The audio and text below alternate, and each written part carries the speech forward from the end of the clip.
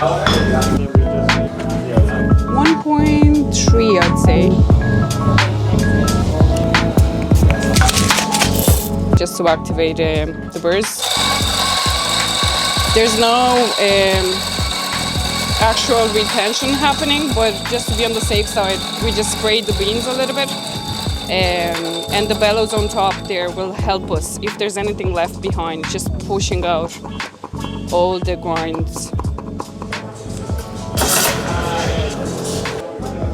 Let's watch the magic happen, going from espresso to filter. So we can do bicup or a batch brew, this bad boy here. So we're going to from 1.3 to 3.3.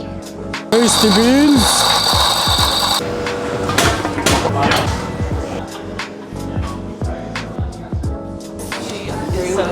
So we just finished doing the batch, and now we're gonna do a single cup filter. We're gonna use the Hoop brewer. Let's get cracking.